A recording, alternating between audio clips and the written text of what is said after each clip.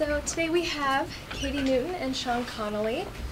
Katy is a Knight Fellow here at Stanford, and Sean is her husband. He also does multimedia journalism. And they both started at the Oakland Tribune and moved on to the LA Times. So they've done a lot of multimedia projects, and Katy's Knight Fellowship focuses on building a public sphere and interaction online. So hopefully you can talk more about that. But why don't you guys go ahead and go from there. Okay. So we're going to talk to you about interactive storytelling. We've been doing this for a while. It's probably started in 2003. And we've made a lot of mistakes. And so we're going to tell you a lot about our mistakes. And but then we've also had a lot of fun experiences along the way. So we're going to kind of talk to you about how we come up with projects and the things that we've learned.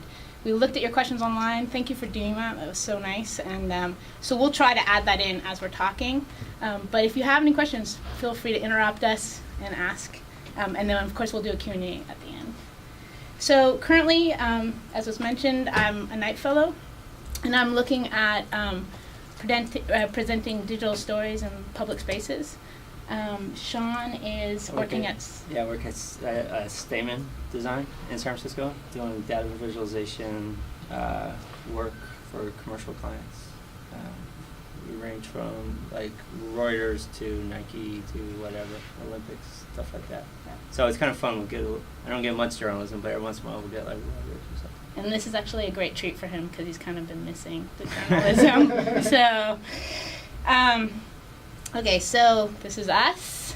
This is actually a picture of us before we took a trip to Africa, which was one of our early interactive pieces. My background originally was in film, documentary film. I graduated from San Francisco State in 2000, and that was just the beginnings of the shift from film to digital.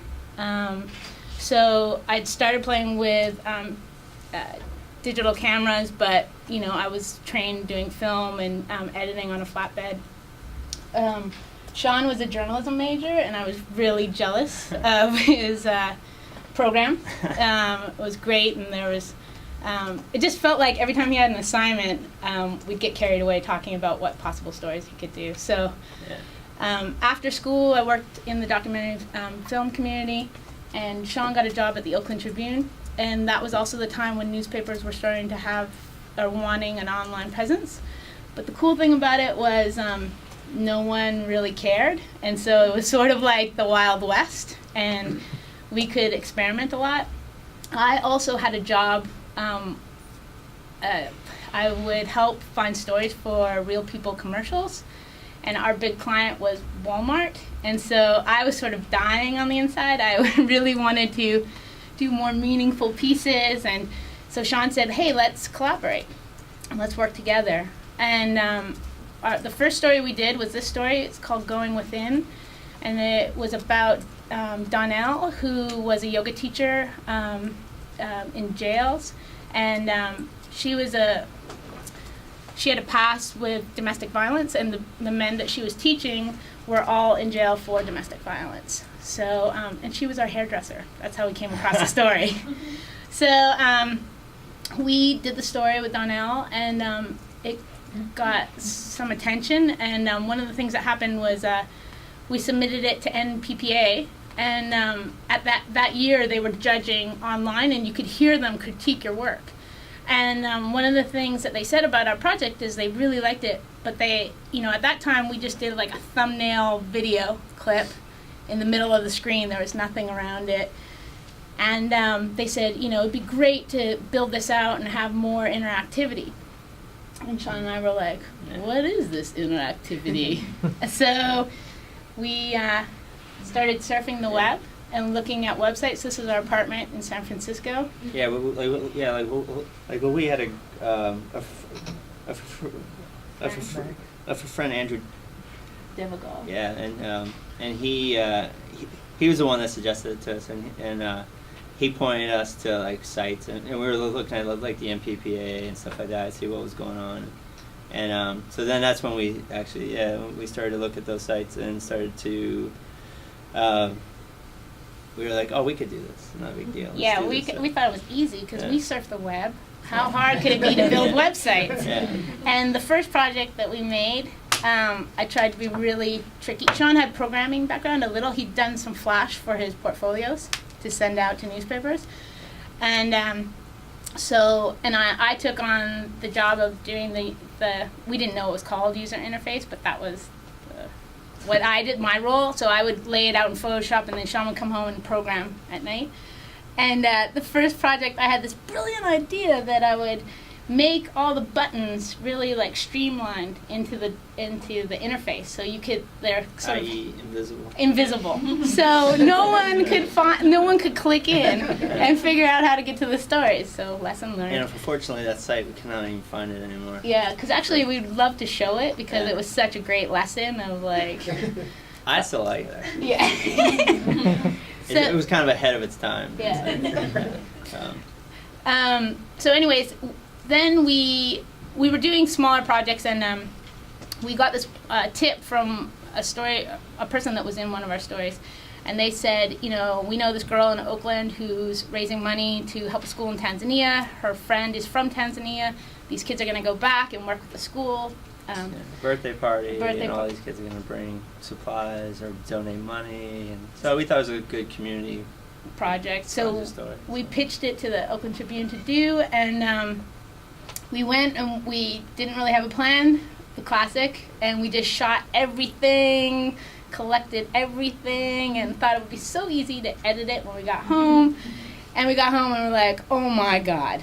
And every day we would try to organize it and figure out what the story was. But the problem with that is if you don't do any pre-production, which I should have known from my documentary background, is if you don't do pre-production, then you're too close to the story and you can't see the path. And you probably have shot way more than you need, and you can quickly get overwhelmed. So I happen to be running with this woman every morning, a friend of mine actually from high school, who was an interactive designer for, she did Coors websites and like beer websites.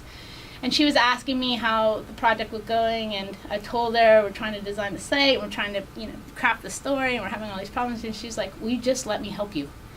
And so what she did was awesome, is she came home with us one day, and we just went through websites with her. And she showed us the patterns of websites, the underlying language of websites that we weren't seeing, and it was awesome. And she was really into sort of cutting edge design, so she showed us some sort of sites that were sort of outliers, but were sort of, what the future would be. And so we worked with her, and it really was just a couple days, and her kind of telling us or getting us to think about the overall concept. She had us, this is our wall in our house, map out the story, and we used a sort of structure of, a sort of narrative structure for making the sections of the site. And the purple tags are sort of storylines, the green things summarize assets, so that's like, did we have audio, did we have video, did we have text? And we started to organize it, and this is actually really standard now. You don't need the pink wall, but the Post-its are always good to have, and we pretty much do the same thing. This is the site. It's called Little by Little, and we designed it like a child's travel journal. Sorry. The little icons on the bottom mark a path, and when you open them up, you get the story that ran in the paper, and then you click that close, and you get these thumbnails of little video vignettes and slideshows and audio presentations. And this was pretty successful. It was acknowledged by, at that time, Macromedia had a thing called Site of the Day, which was pretty prestigious, and you're competing against advertising sites, and it got selected. So it was really nice, and nice for the Oakland Tribune, because hadn't had anything like that before. So, Sean, did you do all the coding on that? Did all the coding on that one, yeah. And how long did that take? I don't know, forever. Everything takes longer, than what you imagine. So it took maybe 2 months, maybe 2 or 3 months. It was pretty, I think, kind of like everything we do, we always do it in a way where we're learning something. We never really kind of take the easy way and go, oh, we already did it this way, let's just do it again like that. So a lot of this was all new to me in like a lot of like on how the assets are consumed by the site, and like the back end stuff and the front end stuff, and there was animations we hadn't really done, and there's all these complex scenes where they had to like kind of set their state and kind of handle their state, and so it was a long time. It was way. And Sean's working as a still photographer at the paper during the day. Yeah. So this is they said sure you can do this for our website, but they weren't going to give Sean extra time to do it. Like back then, it was like they really didn't.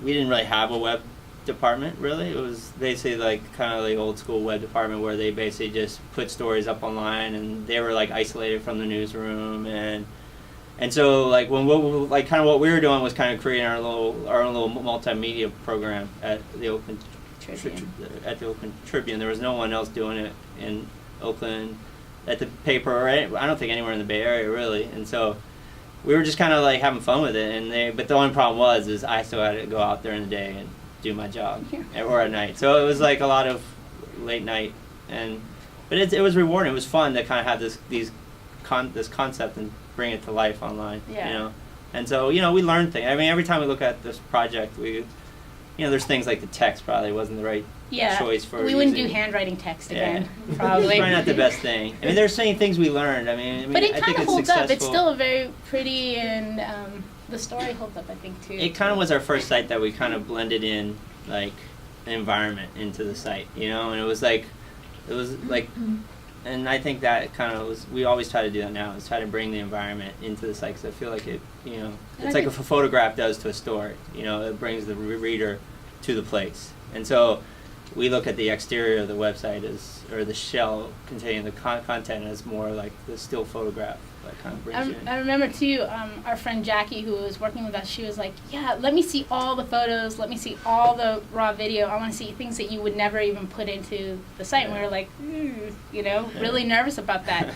But what she showed us is how you could use those elements. Like Sean had shot something of like the sky or the ground, and she started like saying, well, in design we could bring those in to give it texture and weight, or pull color samples from, and that was a huge lesson for us. Like we do that today, and we'll ask that of photographers. We'll ask reporters.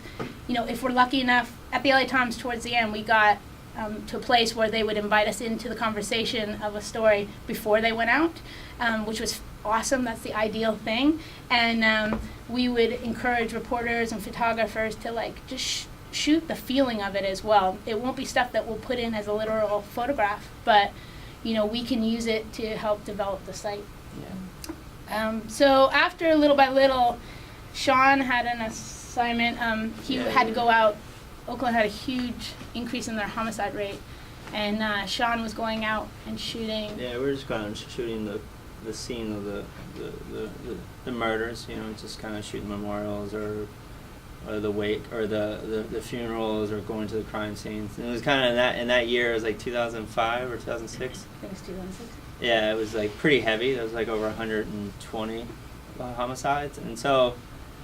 Yeah, and I would come home and tell Katy about the homicides, and we started to think like, wow, we're just really just talking about numbers, really. We're not really kind of seeing anything in the newspaper about like who these people are, and then that led to like our discussion about what we should do, and then we started to brainstorm, and then we came up with this concept of like humanizing the issue, and the Oakland Tribune actually, unfortunately, homicide happens. It's a big issue in Oakland, not just in 2006. And every year they did produce a homicide map for it in the print edition.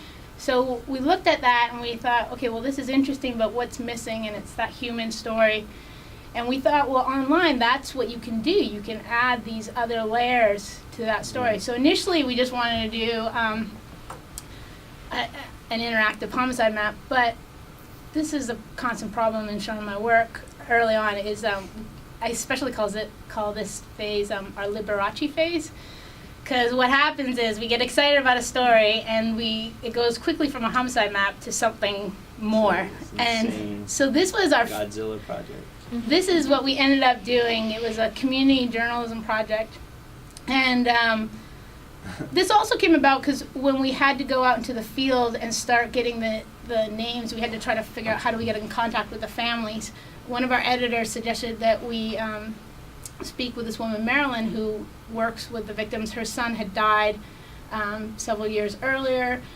And she said, yeah, come to my office, which was the local morgue, funeral home. And we talked to her, and she said, how are you going to report on this differently? She's like, we see this story every year. How are you going to do it differently? And we were like, well, how would you like to see it differently? And she started to talk to us and give us some ideas, and that became a thread. As we went out and we tried to get in contact with the families, we'd meet these different organizations, and we'd ask them about what their thoughts are on how the media is reporting on violence. Yeah, I mean, the community really wasn't very receptive to us doing this, or like kind of telling us their stories in the beginning. They really didn't trust the paper. They didn't trust any media really. So it was really hard to kind of gain their trust, and so that's what we did. We just went and talked to church groups. We talked to community centers. We went out and just kind of put ourselves out there and let them just kind of berate us for a few minutes and listen to their questions and just try to figure out, like, because in a sense we were really exploring this idea of what is what is missing in the coverage of what we're doing, and for the Oakland Tribune, to sum it up, basically, it was more of like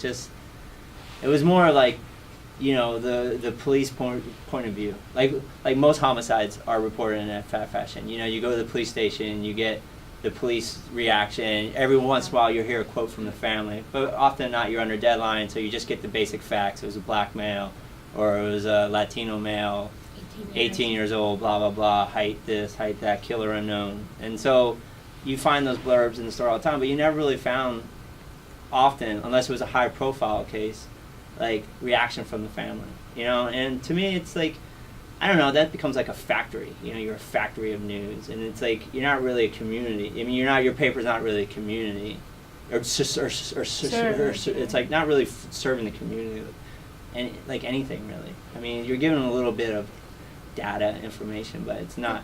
I don't know. It just doesn't have feeling, And I think also, we were really inspired by the web, and I think one of the themes in the web, and I don't think this has changed, is innovation. So like, your site dies if you're repeating something that someone else is already doing. So I think we were already had that mindset, and we were taking it into the newsroom. It was like, okay, so how are people already reporting it? What's missing from the conversation? And so we were thinking about that in terms of the web, but we were also thinking about that in terms of reporting. Also, I think it should be mentioned that Oakland is, historically, we always say this, that, it's a community that has been a part of big changes in the U.S., and, people can get behind that. If you are talking about ways that things could be different, they get excited about it. So we started to think about, could we create a hub for these people so they can connect with each other? Could we, we put on the map where the homicides happen. Can we also put on the map where there's resources, and how far are they from where the murders are happening? That's really good information. We also learned that people were, kids are really affected by homicide. It's a lot of 18-year-olds that are getting killed, and so there was a lot of youth groups that were trying to help kids process this information, so they were doing their own stories, and we thought, well, maybe we could create a place on the site for them as well. We also try to just go, or loosen up the traditional model of what a news, and I guess what I'm saying is become more, it's because it has a slight bent to it, it definitely has a slight bent to it. It's very, I wouldn't say pro,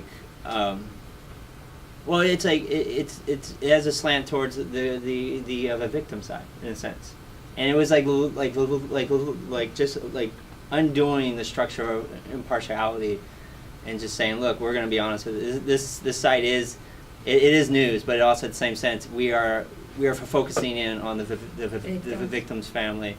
It's not investigative, we're not looking at things, we're just really trying to provide a service to the community.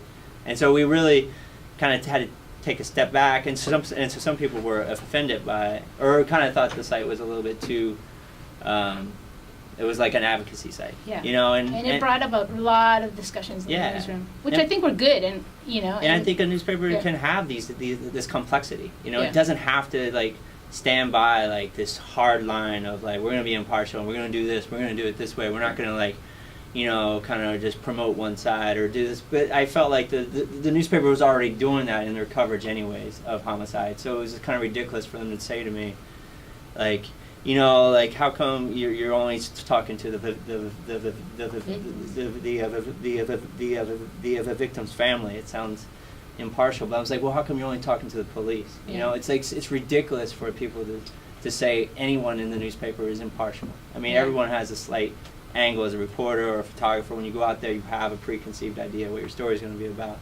So it really brought up a lot of debate in our newsroom, which was cool. It was fun. It was fun arguments. You know, it was really. So at this time, also, Frustrating. Google had just brought out Google Earth.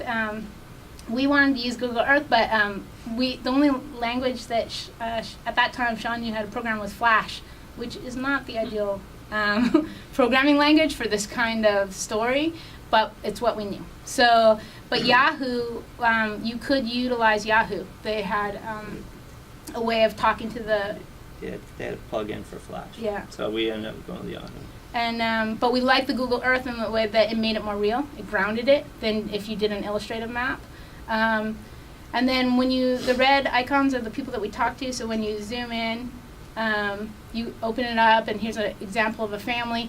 I'm just going to show you what the father says, but in the presentation, you could actually listen to the daughter, the sister, and the father. So we'll just listen to the father. Oh, shoot. You probably didn't know. Sorry. Oh, sorry, I'll go back. Let's try this again. Okay, my name is Seamus Finister. I'm the father of Akiba, Tanzania Finister. I've always been able to see the spiritual nature of a person, and that was my encouragement for her. I would tell her, listen, Akiba, you can do anything you want to do. We call her Kissy.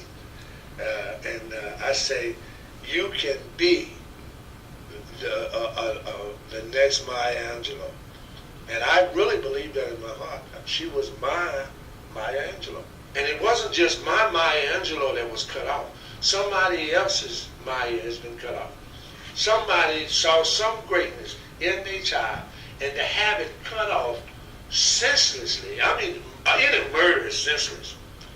But the most amazing thing about this particular thing that I cannot understand is somebody that say that they love somebody so much until they killed them. I love you so much that I'm going to kill you, that the world can no longer hear from you, that your talents can no longer be put forth to the world, so I'm going to kill you and silence you. And this is what this person done. And then they ran away, you know. And this is something that's happening throughout Oklahoma. Something has to be done.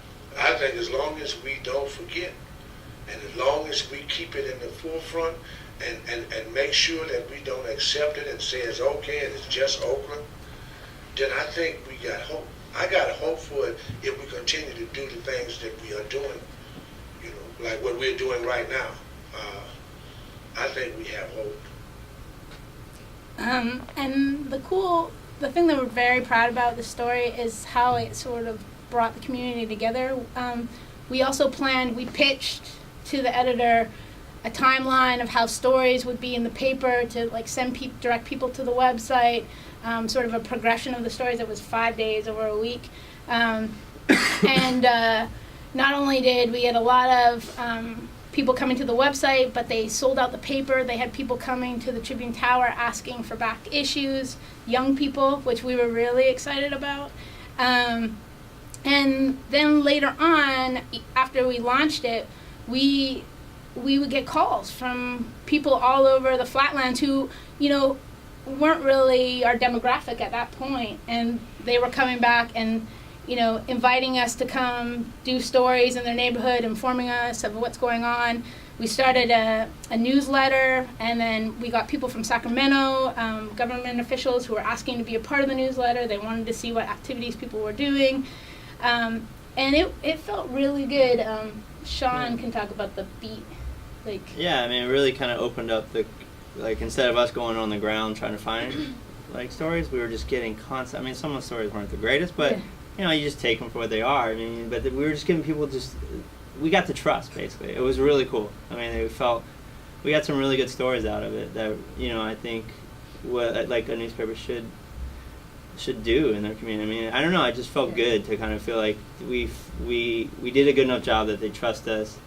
And it felt like a beat. Like, in the past, we'd heard other reporters talking about having a beat, but at this time, you don't really have a beat. In a sense, you do a lot of different. Well, the downside of that is that it's hard to get close to a community, and this catapulted us into the community, and it was great. It was rewarding. It was our first. It was like probably one of my like biggest achievements as a journalist. Like, just, I don't know, as a photographer, for one, you're kind of always running around to like different spots. You never really get a chance to kind of cover one area. But this was really kind of rewarding in the sense that I actually felt like a reporter. It was cool. It's like, it could get kind of frustrating as a reporter trying to connect to a community, and we just made that connection. So one quick question on going back to what you said about deciding that have sort of a point of view, we're going to tell the victim's story. Yeah. But when you hear like the father talking there, and he's also not only talking about the daughter, but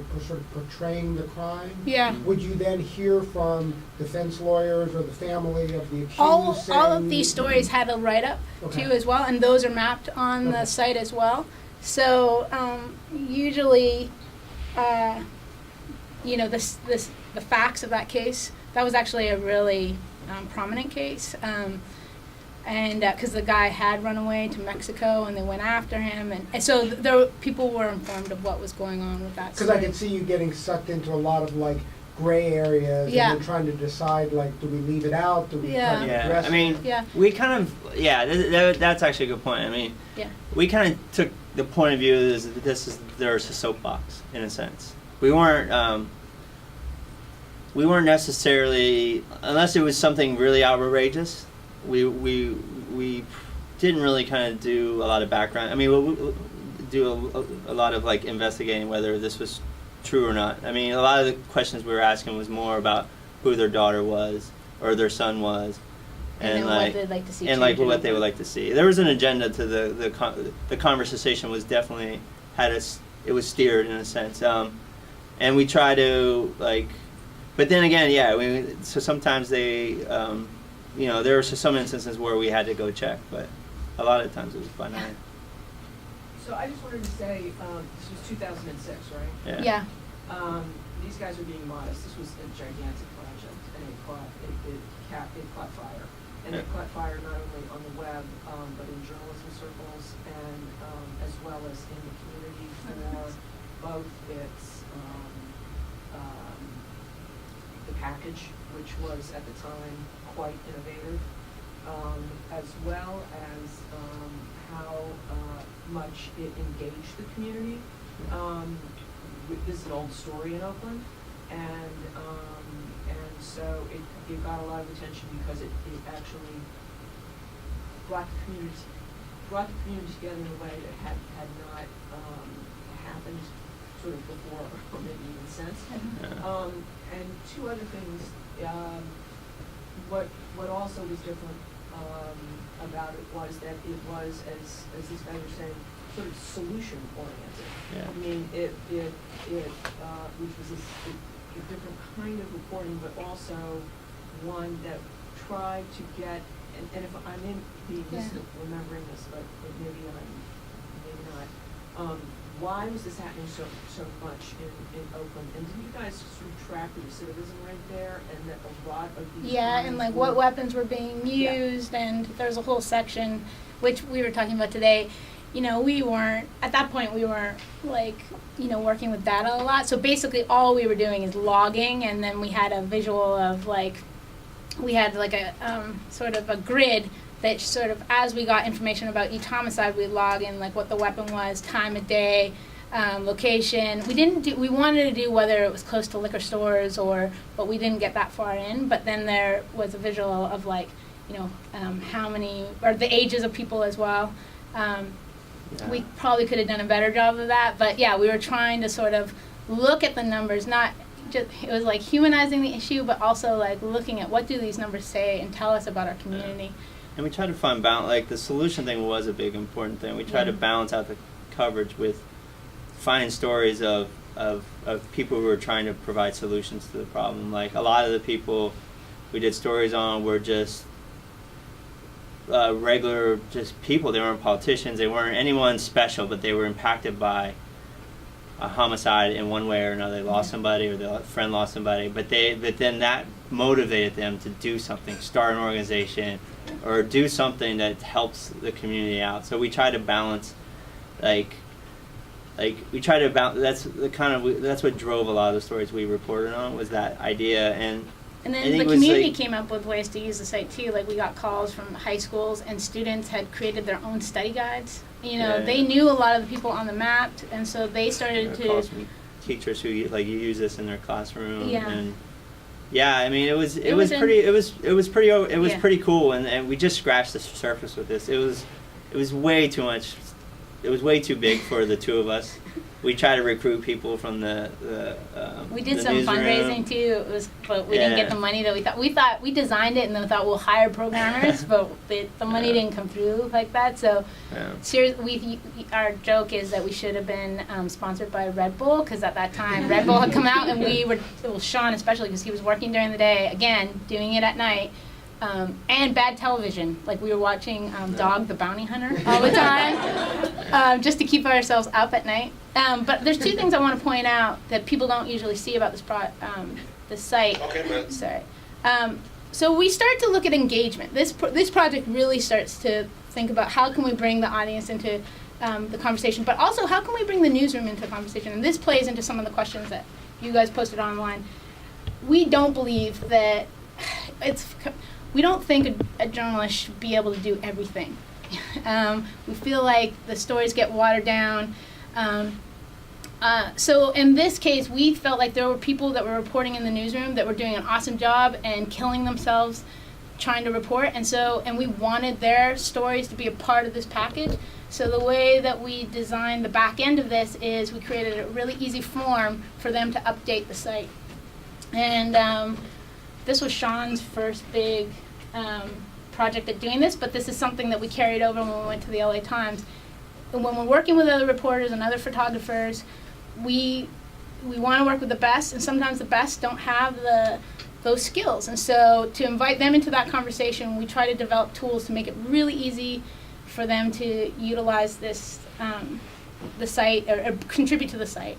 And you want to talk more about that? Yeah, I mean, basically we just created this back end. This is kind of an early comp of the back end. This is what we play. I started looking at it like, that's an old one. Anyways, but it was basically just a tool for the reporters to log in kind of information. I mean, nowadays you'd probably use like a WordPress or something like that, but back then it wasn't really a viable option for us, so just made one from scratch. So basically, but the idea is yeah, I mean, even when I went to the LA Times, we incorporated reporters into almost all of the projects we did, as far as like creating an interface for them to upload their photos, like especially if it was an ongoing package, a story, like they add content to whatever the frame we built, and we created like back end similar to this, but much more refined. We were really inspired by that site, We Feel Fine, which I guess came out of Stanford at that time, and it really changed. I think that was a game changer in the sense that it was this breathing site, right? That was ongoing, it was living, and it had an awesome feeling because of that. And I think that thinking sort of, we couldn't carry that off like they did for the Oakland Tribune piece, but it definitely influenced our work, and I think going forward it continued to influence our work. Yeah. The other part of the engagement is we created a blog area on the site, and what we tried was, we thought that it was so effective for us to be able to talk to the people in the community. We wanted a way for the reporters to put up their stories and then have people talk about those stories together. And it was our early, we're going to develop this idea further in another project we'll show you, but it was an early version of it. And actually, I don't have a screen grab of it, but reporters would go on after they published a story and just monitor and see if people had questions that they want to address. The one thing that we learned is it's hard because basically reporters are going on to their next story. So it was a good lesson that, like, it's really hard to go back. It's not because people don't want to, it's just like they're busy. And also, I should mention, at this time, this Oakland Tribune, right when we launched this, they had huge cutbacks and layoffs, and so the newsroom had shrunk, and that creates additional pressures as well. But a side story I wanted to say is we were looking online, and the beautiful thing about the web is it's really a gracious community. A lot of people, while they're doing, trying stuff, they'll talk about how they're trying to do it, and they'll share their work and share their ideas. And a great example of that is while we were working on the NJN, we found this blogger in Oakland who had a homicide on his street, and he was trying to go to the police website and scrape it to figure out if he could present that data better. His background was in data visualization and computer science. Yeah. Anyways, it turns out to be Mike Mazursky from Stamen, and they developed Oakland crime spotting, and when Sean and I saw that, we were like totally blown away. But that was after. They launched after ours. It didn't look like this one. No, yeah. But it was cool, and then it wasn't that light year ahead of ours. So we spoke with him, and he again, this is a really smart guy, and I love the fact that he was sharing his information. He would have one day where he'd succeed and he'd show what he did, and then the next day something bad would happen, and he would talk about it, and I just really admire that part. And we kept a dialogue with him, and then later, Sean ended up. That's how he ended up working at Stamen. But also, I think it kind of answers some of the questions too about like how to go about doing this stuff, and it's like be open to working with people outside of your own field. I mean, like we try to work with whoever wants to help, and be part of the idea, try to come up with cool things to do, and innovative. And so Mike, we just started talking to Mike, and Mike helped me out so much throughout the years. He was basically a sounding board, advice, a resource for me as I was programming. And it was just, I would never have met somebody like that in my own field, but just by going out into like all the, and we did it for design, we did it for like every stage of our development. We found people outside of journalism or outside of, and here at Stanford you got the computer science, you got crazy resources down here. And your job is pretty cool. I think many people, despite the industry issues, people love what you do. And Stamen is a huge news junkie. And my friend who was doing Coors beer websites, she was dying to work on something meaningful. And I think that's an asset that you have. And people are always looking for ways to give back and contribute. And so don't be afraid to tell them what you're doing. And, sometimes you're going to get no's, but just go to the next person or ask them who would be interested in this topic. Yeah. And I think you'll find a lot of resources out there and a lot of support for what you're doing. People are smart and they want to like to just be and I think they're really interested in people are really interested in news and how news is put out there, and they find it meaningful. And I think it's at least like Stamen, they love working with newspapers. We do it almost for free. It's crazy. Everyone else we charge crazy amounts of money for, but through NJN we got noticed by the Los Angeles Times, and they came and that's us walking there. No, we didn't walk there.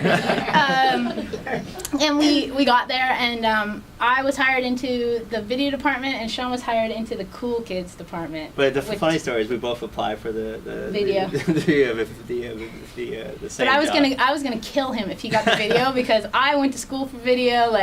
Anyways, luckily she they got chose hired there her. first, and then I was left in the lurch, and then they had. But he was in the cool kids. That meant he was with the data team. It was a great group.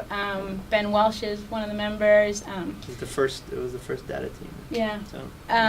So we were separated, and my department was called Multimedia, but really was just video. And so that's when I did the ICU series, and that was a welcome change in the sense that we've been working on homicide, so working on love and people searching for love was a nice breather.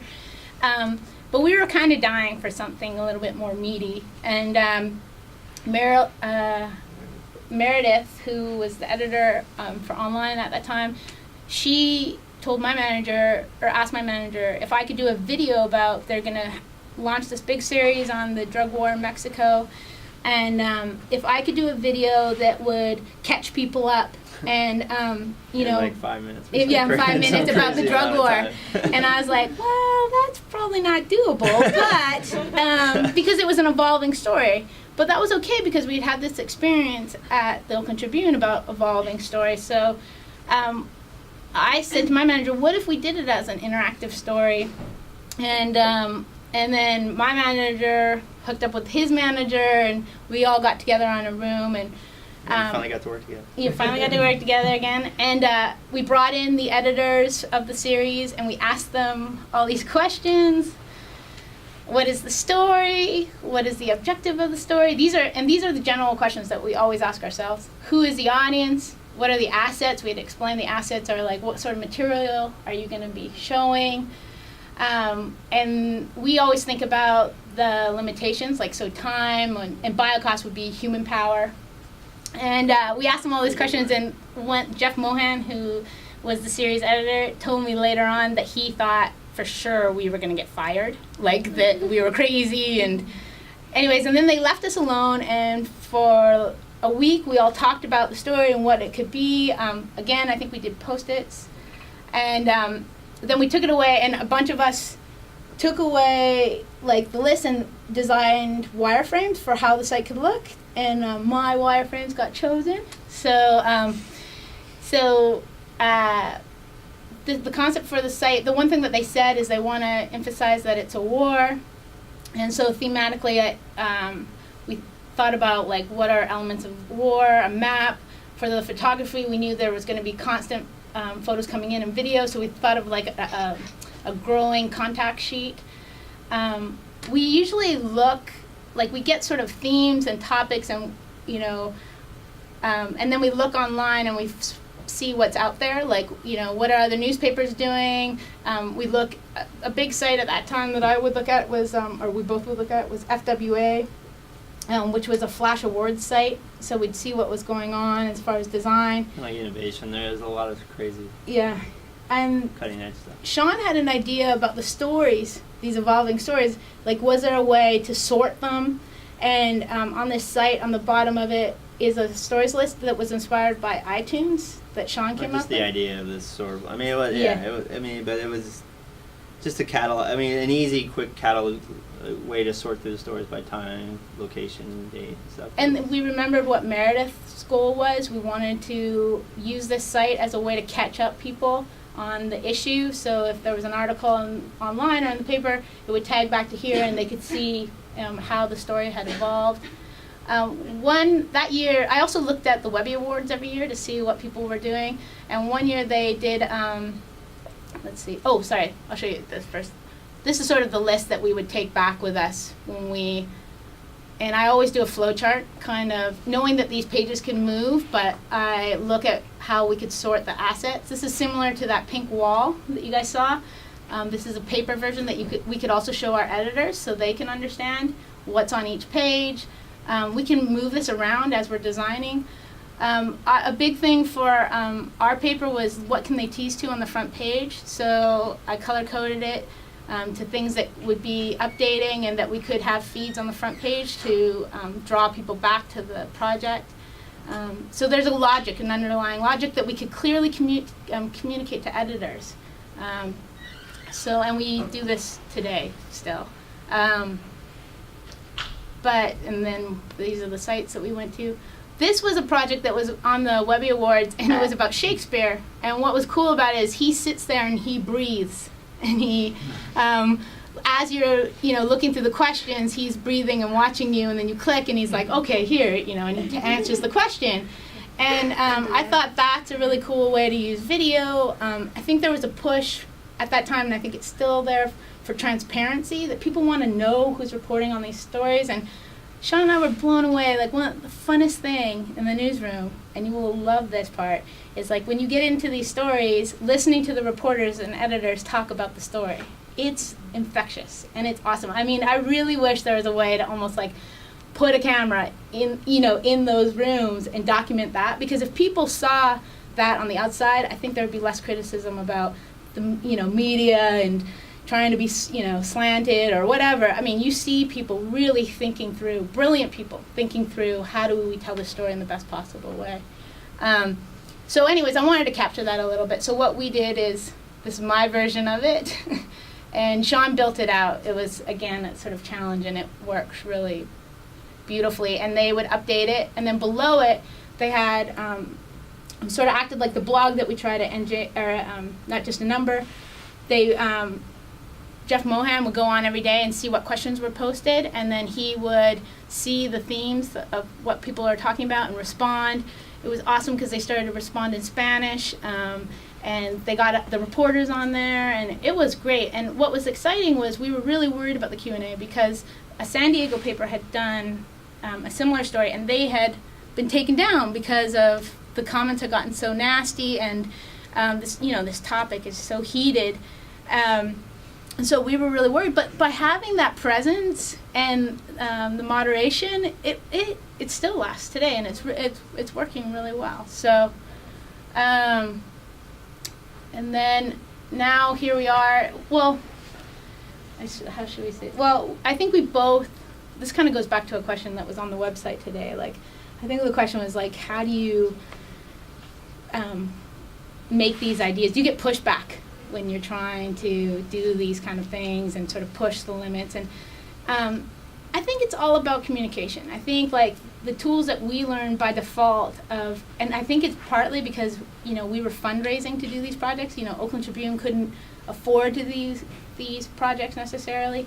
That in writing proposals, we kind of learned how to communicate our idea succinctly, and then we just carried that over to the newsroom, and we found like people are saying no mostly because they don't understand what you're trying to do. But if you can make a map for them and give them tell them you have these deadlines and these are your goals, that usually they're really, if you have a clear idea of what you're doing, most people are receptive. Yeah. They can trust you. There's a lot of times, like when we first got hired at the LA Times, it was going through a transition of newsroom and web, and we were separated in a sense. But then, I remember a lot of times like there's such a hostility from the newsroom to the web. Like they did not trust the web with their content. They didn't want any input from the web on any decision happening in the newsroom. Yeah. But on the other side, the newsroom wanted their stuff online, and they wanted it. Yeah. They wanted cool things, but they didn't trust the web to do it. So it was like this weird wall. And then finally, this project actually broke the wall down. And then it was cool afterwards. People would come from all of the different departments and come to us and be like, the one that we make fun of is the test kitchen wanted to do one, and so we called it Killer Tomatoes. But we didn't end up doing it. But it was fun though. We would get all these editors who wouldn't talk to us before at all. They just coming to us like, oh, we're doing this package, we're doing this story, we're doing this Pulitzer thing, and we're like, oh, go talk to my editor. I mean, I don't have time to do everyone's, or we didn't have time. But it was it finally gained respect, and it was because I think we approached it with like professionalism. Yeah. We came up with we thought out almost everything you could think out about this, and showed like we were thinking about how to promote it. We wanted to respect the work, and we showed like how we were doing that, and it was just like, and then they could see it. Before they didn't know. They thought it was just going to go. We were going to cut their stories down, or we were going to do this or that, and it was just like, it's like hello. Yeah. I think like that meeting in the beginning when we asked about what the story was about, even though it was awkward for them, when they saw that we listened to what they said, and when we showed them the wireframes that we designed out, and we said, here's how we're going to do this, which you asked for, and here's how we want to do this for, just telling them that we're listening and we want to communicate with you, and we want it to be just as strong as the work you're putting into the stories. Yeah, exactly. I think they got excited about it. That said, it got Sean and I think our urge is to always learn more and to push ourselves, and we didn't want to do Attack of the Killer Tomatoes. Like we wanted, or not, like we did, but we kind of want to learn more, and we both just outgrew it. And we both wanted to kind of push ourselves more than what was available there. So. And I have to say too, it was pretty stressful. We got there, and 2 months after we got there was pretty much layoffs, and then every 2 months there would be like, I'm exaggerating, but there would be threat of layoffs, and that culture, that tone, even though we weren't directly affected, it's just really hard, and it's, you know, and when you're saying, I want to try this thing, they're saying, seriously, we're like, you know, we're not into the trying right now. Like, what can we do that's concrete? And I understood that. So, yeah, I mean, it is like, you know, on one hand we say, you know, go out there and just show them this, but it's every time you want to do something new, you're always gonna have to fight for it. I mean, you're gonna have to, you know, work really hard to convince people, and I think we just got kind of tired of that a little bit, and also just, I don't know, I think me and Katy both don't really look at any one profession as like it's just our kind of thing. We don't look at any one profession we're doing as like the end all be all of our life. So we, you know, I think we're sort of addicted to the learning. Yeah, we too, just want to so. learn, and so that's I think that's what motivates us more than anything else. It's just we want to learn new things. Watching the clock a little. Oh, sorry. So can you talk about We're sort of what you're on to next? Okay, and then yeah. we'll We're almost done. Yeah. We're on that. Okay, so we left, and this is what we're doing now. So Sean. I work at Stamen. Yeah. And I do weird, dumb things like this. Yeah. So basically, it's like, you know, it's got I mean, you could be applied to journalism. It's basically we examined the census data to find out where people are moving to and how much money they're taking. Yeah. And it was a piece commissioned by Esquire, and it was basically just do what you want. And so we kind of wanted to look at where people are moving to and stuff you could do at a newspaper. You know, it's just kind of like just looking at data to see what the story in the data is, and it's just like, huh, that's interesting. Let's see what it looks like. We don't know what it looks like. Yeah. Let's just map it out and see where people are moving to, and how much money is either being taken into the community or taken out of the community by these movements. The biggest. How many different like data sets did you need to try to do that? I think it was. Well, I mean, if you're talking about the geographical data too, I don't know, it's about 5 or 6. I mean, layers of data in here. I mean, one set's the raw numbers, the other set's the geographical stuff. But it's the kind of stuff we work with. We always just get big dumps of data, you know, like sometimes like 100 gigabytes of data, and we just kind of like start to go through the numbers and just see what patterns form or see what actually is interesting. It's kind of like when you're reporting, you're kind of like digging through, and sometimes things start to group together, and you're like, that's interesting, that's the story, you know, and so same thing. There was a question online about, you know, do the tools that make it really easy for people to create these visualizations. I think someone was feeling bad that they go to the experts to just. Yeah, it was Rosie's question. Yeah. You want to describe what you were I saying? can reiterate it. I just think that it, like, when I do data visualization now, I'm working on my own. Yeah. And it's hard when you don't know, when you have the data set and you think there's something interesting about it, but you don't know necessarily which way to go. Yeah. It might not be. Yeah, a lot of it. Well, you're still. I mean, it's a learning process too. I mean, when we first started, we had no clue which direction to go. But the more you start to play with it, you start to kind of understand kind of rules. Like there's kind of certain rules. But I think that still, I thought what you said was great, and I don't think you should stop doing that, of going to experts and getting their feedback. I think that we still do that today, exactly. And that's how we come up with sort of things that we feel are inspiring and stuff, is from that input. So I'm not sure you're going to ever lose that, and I don't think you should, really. And you just got to trust, I mean, not be afraid to, like, if you feel, like, just go with whatever your gut's saying, too. Yeah. I mean, as long as, you know, I mean, it's a long tail of, like, you know, is the data valid? But I think if you always go out and if you have questions, find people to answer. I mean, we get tons of emails from people at work out asking us for advice and stuff like that. And for the most part, we respond to all of them. I mean, so it's like, and that community, and the geek community for one is I think they're lonely, so they just want to talk to somebody. So I mean, I don't think you're gonna have a problem of getting help and guidance and stuff like that. And again, the things that you are doing are really interesting to most people. So they're happy to, generally, they're happy. And if they aren't, you don't want to work with them anyway, so it doesn't matter. Yeah. This is another project that Sean did in Holland, most right? of them have to do with maps. So Yeah. That's basically what we do a lot of. So basically, this is an insane fun project, but. You have to go to the site. It's in Dutch or whatever, Holland or the Netherlands speak. So, yeah, my geography. Even though I work with maps a lot, my geography sucks. But yeah. So anyway, it's just layers of of like flight paths mapped over where cows live, mapped over where roads are and stuff, or like population density to find like convergence. You know, it's just they had this. It was their idea, but we figured out how to do it for them. But it's just crazy stuff. Like data can be fun like that too, where you just take just unassuming data sets and see how they converge. You know, it's just, and you find patterns like that, and it's just fun. You know, it's like, yeah. I mean, if you're into that kind of stuff, I mean, some people aren't, but for me, it's fun.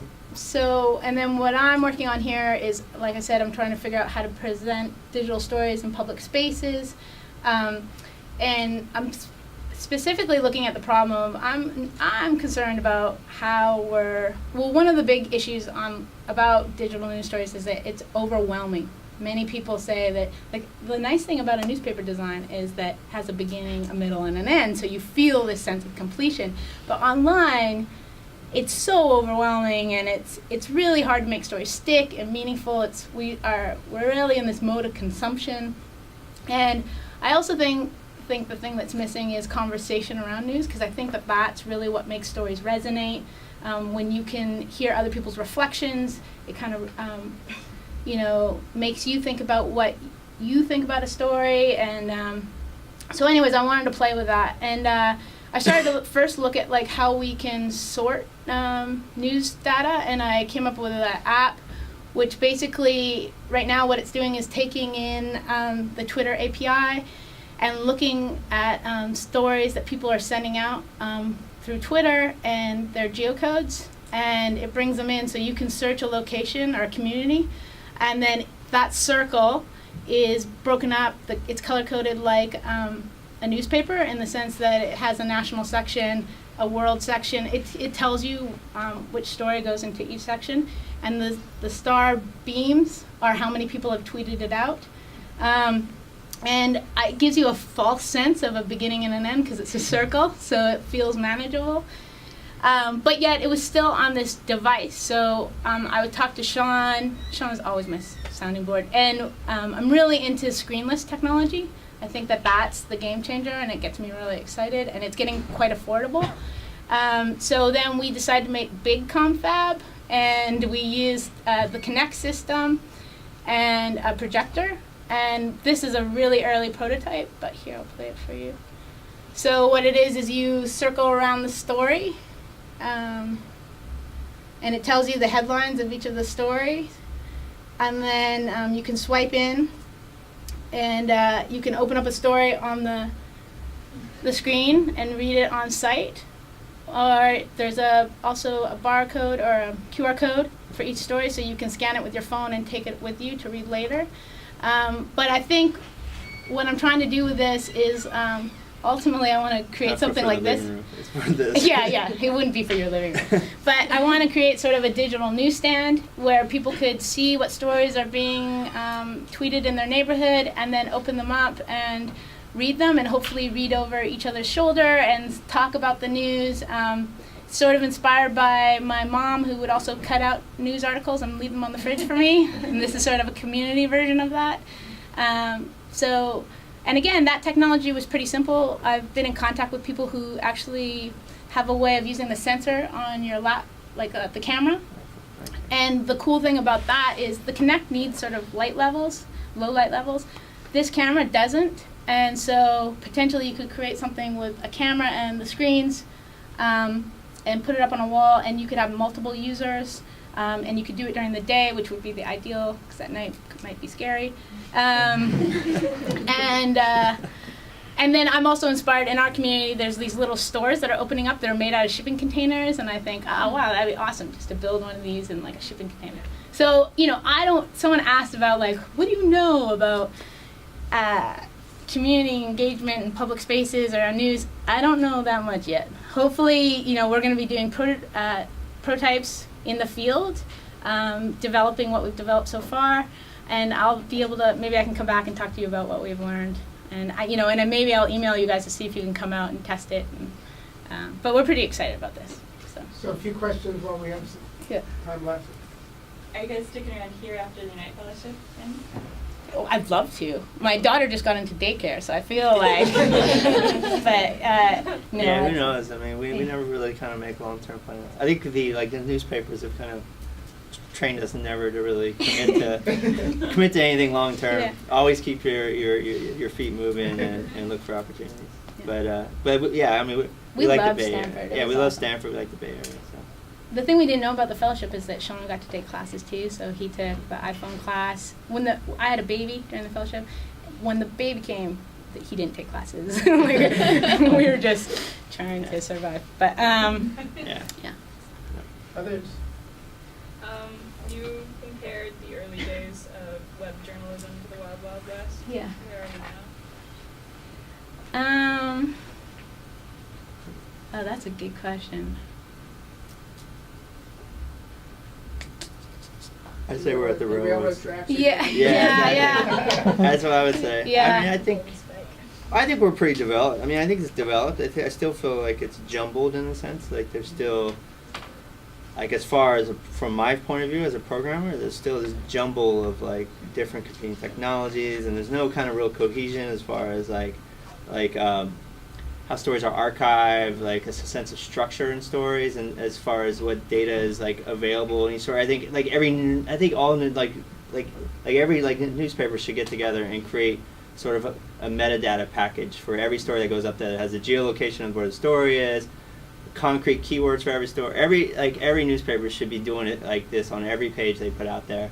So it makes it like accessible for developers or anybody, or even their back end systems. It's just insane that so much data is going out of there that it's just We're pretty inspired by the clusterfuck. cities that have opened up their data sets and offered it to developers to pitch ideas. And we know that there are sort of limitations with, actually I'm totally stealing from Sean, but he was saying, there's limitations with that. Like, you don't want your stories repurposed in a negative way. You want to have some oversight on that. But I still think that's a really exciting proposition. I think ESPN is doing that now or something. Opening up their archives for developers to The utilize and Guardian does it. redesign. I think that's a really New York exciting Times way has to an do. API. Yeah. I mean, they're starting to do that, and I think that is exciting. I mean, that's where I get excited. I mean, I think newspapers should. I mean, I know we're just talking newspapers, Yeah. but I mean, I think it's really kind of exciting to bring other people in the if conversation. newspapers can just let go of like Yeah. some of their kind of thinking of like this is Ours. this is ours. I mean, you get more interest if you let people play with it. And you can do profit share for those things that are developed Yeah. as well. So it could be an Well, that's what opportunity. ESPN does. Yeah. You have to pay Yeah. to use theirs. But most people, you can play with it. You just can't make anything with it Yeah. So yourself. you talked about how, Flash at some point was limiting, so, Yeah. like, if you were these guys, would it be Don't like even go. Don't even waste your time with Flash and So just would it go. be like HTML5? Yeah, just HTML. Don't worry about the buzzwords so much. Just HTML. Just go into like just structural like for front end development, and that's like HTML, CSS, and then start to sprinkle in JavaScript to make things Flash-like and stuff like that. I mean, And also, you just need to and don't be